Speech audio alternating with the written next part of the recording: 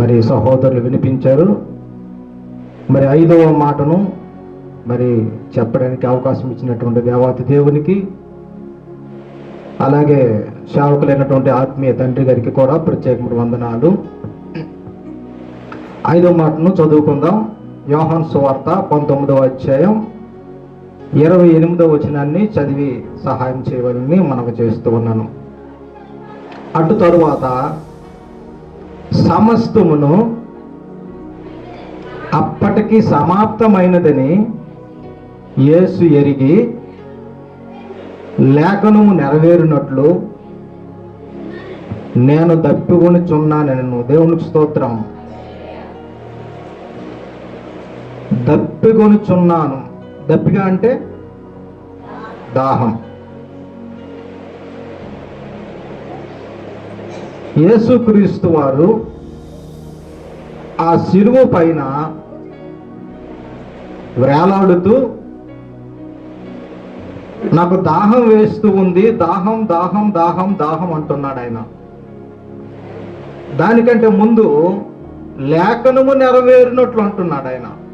అంటే ఆ శిలువ మీద లేఖనాలన్నీ కూడా నెరవేర్చేశాడు. అప్పటికి ఒకే ఒక్క లేఖనం మిగిలి ఉంది. ఆ లేఖనం ఏంటంటే దాహం అనే పలకాలి అనే మాట మిగిలి ఉంది కనుక ఆయన శరీరానుసారంగా పలకాలి కాబట్టి ఆ మాటను ఆయన పలకవలసి వచ్చింది. దేవునికి స్తోత్రం.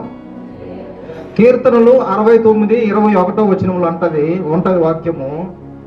అందులో కూడా చదవండి ఒకసారి. 69:21. నాకు ఆహారంగా పెట్టిరి, నాకు ఆ దప్పి అయినప్పుడు చాలమ్మ. యేసుక్రీస్తు వారిని సిలువ వేయడానికి 1000 సంవత్సరాల ముందు ఆ లేఖనము రాయబడింది. ఆ లేఖనము నెరవేరాలని యేసుక్రీస్తు వారు సిలువ మీద గుర్తెరిగి ఇదే చివరి లేఖనము, దీన్ని పలకాలనే ఉద్దేశముతో యేసుక్రీస్తు వారు నేను దాహము కొనుక్కున్నానని యేసుక్రీస్తు వారు చెప్పడం జరిగింది. దేవునికి స్తోత్రం. అంటే యేసుక్రీస్తు వారు ఒకప్పుడు సముద్రం మీద నడిచిన వారు. సముద్రం మీద పడవ మీద వెళ్ళేటప్పుడు కెరటాలు ఎగిసిపడుతున్నప్పుడు ఆ కెరటం వైపు చూసి నోరుముయి అన్నాడు దానికి. వెంటనే ఆ కెరటము నిమ్మలమైపోయింది. గాలిని చూశాడు, గాలిని కూడా గద్దించాడు, అది కూడా సైలెంట్ అయిపోయింది. ఆ యొక్క అరణ్యములో ఇజ్రాయేలు ప్రజలకి మాకు దాహం వేస్తుందయ్యా, మాకు నీరు కావాలయ్యా, మోసే ఏంటి మాకు నువ్వు చంపడానికి ఈ అరణ్యంలోనికి మమ్మల్ని తీసుకుని వచ్చావని ఆ మోసేకి తిడుతూ ఉంటే దేవుడు చెప్పాడు, మోసే అదిగో మిమ్మల్ని వెంబడిస్తూ ఉంది, ఒక బండ వెంబడిస్తూ ఉంది, ఆ బండ దగ్గరికి వెళ్ళు, ఆ బండతో నువ్వు మాట్లాడంటే మోసి వెళ్ళి మాట్లాడి ఆ బండను కొట్టగా అక్కడ ఉన్నటువంటి కొన్ని లక్షల మందికి ఆ బండ నీళ్లను ఇచ్చింది. దేవునికి స్తోత్రం. బండలో నుంచి నీళ్లు లక్షల మంది తాగారు. ఆ బండ ఎవరో కాదు, యేసుక్రీస్తు వారి ఆ బండ. దేవునికి స్తోత్రం. మరి కొన్ని లక్షల మందికి దాహము తీర్చినటువంటి వాడు, నా దగ్గర జీవ జలం ఉంది, జీవ నదులు మీరు పారతాయి, నేనిచ్చే నీరు ఎప్పుడు కూడా మీరు తాగినట్లయితే మీరు ఎప్పుడు కూడా దాహం వేయదు అని పలికినటువంటి వాడు ఆ శిలువ మీద ఎందుకు దాహం దాహం దాహం దాహం దాహం అని కేకలు వేస్తూ ఉన్నాడంటే, ప్రియమైన దేవుని బిడ్డలారా, మనకు అనుకున్నట్టు శారీరక దాహం కాదు, ఆత్మల దాహం. దేవునికి స్తోత్రం. ఆత్మలను రక్షించాలనే దాహం. ఏ ఆత్మ కూడా నరకానికి వెళ్ళిపోకూడదు. నరకం ఎలా ఉంటదంటే భయంకరంగా ఉంటది. అక్కడ అగ్ని ఆరదు, పురుగు చావదు. అక్కడ దాహం దాహం దాహం దాహం అని కేకలు వేస్తాం అక్కడ మనము.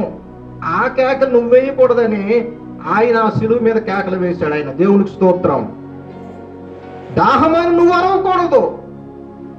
దాహమని నువ్వు పిలవకూడదు నరకములో.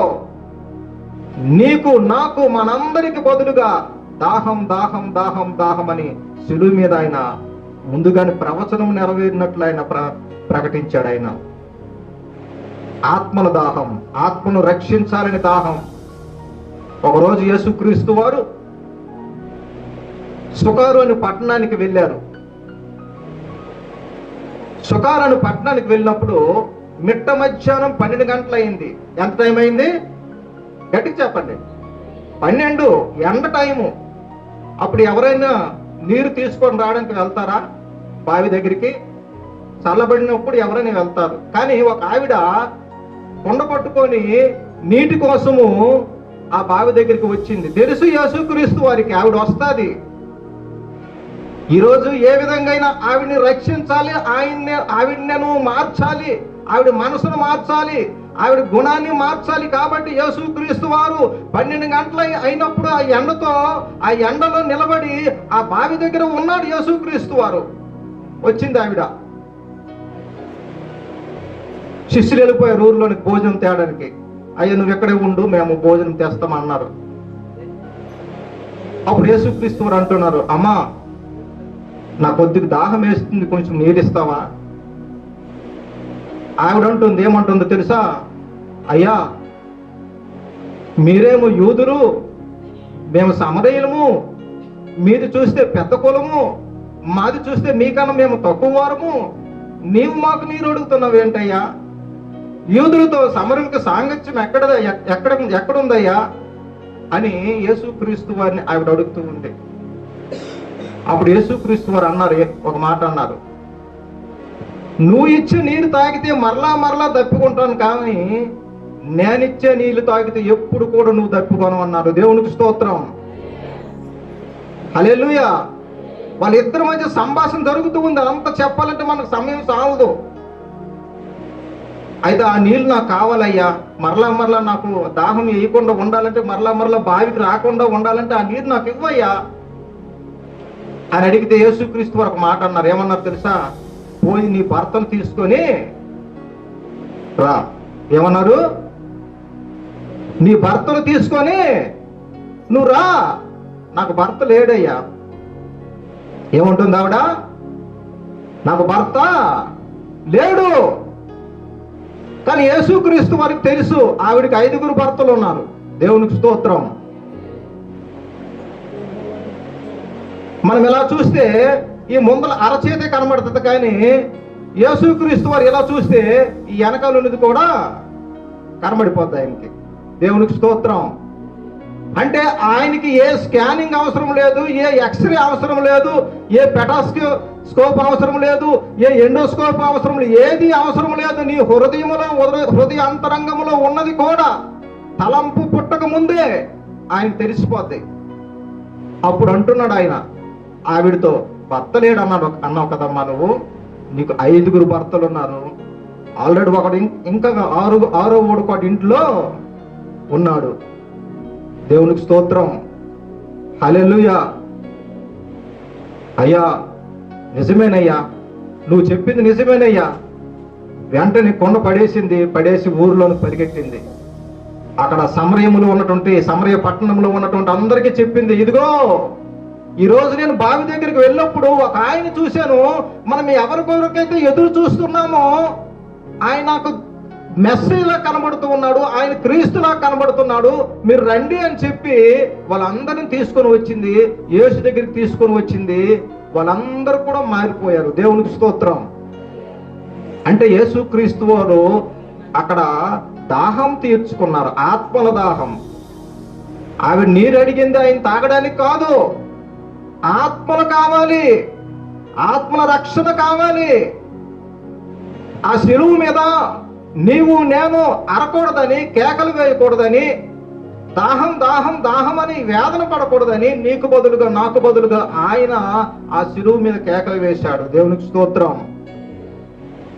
ఇంకొక విషయం చెప్తాను. ధనవంతుడు లాజరు ఉన్నాడు. చదవండి ఒకసారి. లూకాసు వార్త 16వ అధ్యాయం 19వ వచనం.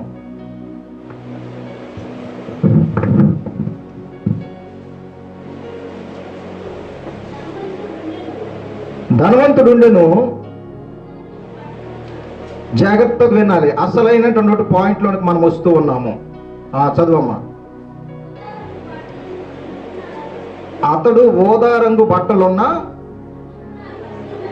సన్నపు నార వస్త్రములు ధరించుకొని ప్రతిదినము బహుగా సుఖించుచుండెను. లాజరు అను దరిద్రుడు ఒకడు ఉండెను.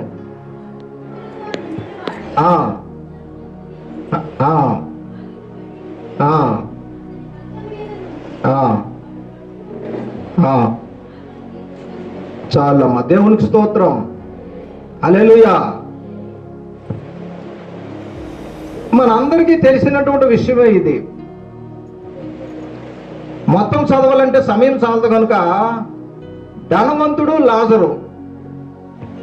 ధనవంతుడు ప్రతి దినము కూడా సుఖపడుచూ ఉన్నాడు, సంతోషిస్తూ ఉన్నాడు, సన్నపు నార బట్టలు వేసుకుంటున్నాడు, మంచిగా ఉంటూ ఉన్నాడు, మంచిగా తింటూ ఉన్నాడు, మంచిగా భుజిస్తూ ఉన్నాడు, చక్కనటువంటి ఇల్లు కట్టుకున్నాడు, చక్కనటువంటి మంచి బంగారం వేసుకుంటూ ఉన్నాడు, చక్కగా ఉంటూ ఉన్నాడు. కానీ వాడి పక్కనే ఒక పేదవాడు ఉన్నాడు, లాజరు వాడి పేరు. వాడికి ఉండడానికి ఇల్లు కూడా లేదు, పేదవాడు. తినడానికి తిండి కూడా వాడు కరువే. దానికి తోడు ఒక రోగం వచ్చింది వాడికి. ఏమొచ్చింది? రోగం వచ్చింది వాడికి. బాగు చేసుకోవడానికి వాడి దగ్గర డబ్బులు లేవు. వాడు ఒంటి నుండి కురుపులు వచ్చాయి, కుక్కలు వచ్చి ఆ కురుపులు నాకుతూ ఉన్నాయి. ఒక్కరోజు కూడా ఈ ధనవంతుడు కనికరం లేదు. ఫోన్లే డబ్బులు ఇద్దాం, వాడిని బాగు చేద్దాము, లేకపోతే ఒక పూట తిండి పెడదాము, వాడికి హాస్పిటల్కి తీసుకెళ్తాము, వాడికి ఇల్లు లేదు కదా సాయం చేద్దామని మాట లేదు వీడికి. ప్రియమైన దేవుని బిడ్డలారా, ఒకరోజు చనిపోయాడు లాజరు. వీడికి ఏమీ లేకపోయినా సరే దేవుని భయం ఉంది. దేవునికి స్తోత్రం. ఏముంది? దేవుని భయం ఉంది. ధనము లేదు, బంగారం లేదు, ఆస్తి లేదు, అంతస్తు లేదు, ఇల్లు లేదు, ఏమీ లేదు. కానీ పేదవాడు, కానీ కుటుంబ సభ్యులు ఎవరు లేరు. కానీ వీడికి దేవుని భయం ఉంది. వీడు చనిపోయాడు. తిన్నగా ఎక్కడికి వెళ్ళిపోయాడంటే దేవుని దగ్గరికి వెళ్ళిపోయాడు. అబ్రహాం రొమ్మును కూర్చున్నాడు వెళ్ళి. దేవునికి స్తోత్రం. మరి కొద్ది రోజుల తర్వాత ఈ ధనవంతుడు కూడా చనిపోయాడు. మరణం అందరికీ కూడా వస్తుంది. రాదా? గట్టిగా చెప్పండి. వస్తుంది. ధనవంతుడు కూడా కొద్ది రోజుల తర్వాత చనిపోయాడు. వీడు వెళ్ళిపోయాడు. చిన్నగా ఎక్కడికి వెళ్ళాడు? పాతాళానికి వెళ్ళాడు. ఆ పాతాళం నుంచి చూస్తూ ఉన్నాడు. లాజరు కనిపిస్తూ ఉన్నాడు. ఈ పాతాళంలో ఈ ధనవంతుడు ఏమని అంటున్నాడంటే, అబ్రహామా అని పిలుస్తూ ఉన్నాడు ఇక్కడి నుంచి అక్కడికి. తండ్రి అయిన అబ్రహామా, నాయందు కనికరపడి తన వేలి కొనను నీళ్ళలో ముంచి నా నాలుకను చల్లార్చుటకు, దేవునికి స్తోత్రం, దాహం వేస్తుందయ్యా. అబ్రహామా, ఈ వేదనకరమైన స్థలములో, ఈ నరకములో నేను భరించలేకపోతున్నాను, ఈ శిక్షను అనుభవించలేకపోతున్నాను. దాహం వేస్తూ ఉంది, దాహం వేస్తూ ఉంది, నాలుగు ఎండిపోతూ ఉంది, గొంతు కారిపోతూ ఉందయ్యా. అబ్రహామా, ఒక్కసారి అదిగో నీ పక్కన కూర్చున్నాడే లాజరు, ఆ లాజరును పంపించవా? తన చిటికిన వేలి కొన ముంచి నా నోటిని చల్లార్చమని చెప్పవా? దాహం దాహం దాహం దాహం దాహం అంటున్నాడు ఆ ధనవంతుడు. ఈరోజు నీవు నేను కూడా అదే నరకములో ఉండి దాహం దాహం దాహము అని అనకూడదని, నీకు బదులుగా, నాకు బదులుగా, మనందరికీ బదులుగా యేసుక్రీస్తు వారు ఆ శిలువ మీద దాహం దాహం దాహం అని పలికాడు. చూసారా ప్రియమైన దేవుని బిడ్డలారా? ఆయన పలికాడంటే దానికి లోతైనటువంటి ఆత్మీయ సంగతులు ఏంటంటే, ఆ దాహమే, ఆ నరకములో ఉండే దాహము తప్పించాలనే, ఆత్మల రక్షణనే దాహం ఆయనకి. కాబట్టి ప్రతి ఒక్కరం కూడా యేసుక్రీస్తుని మనము వెంబడించాలి, మనకి అనుకూలమైనటువంటి వారికి చెప్పాలి, ఆత్మల దాహం మనం తీర్చాలి. ఆయన యొక్క దాహం మనం తీర్చగలిగినట్లయితే దేవుడు మనకు తప్పకుండా పరలోకములో స్థానం ఇస్తాడు. తప్పకుండా మనం అందరం కూడా పరలోక రాజ్యంలో ఉంటాను. ఈ కొద్దిపాటి మాటలు దేవుడు మన వినికిడిలో దీవించి ఆశీర్వదించును గాక.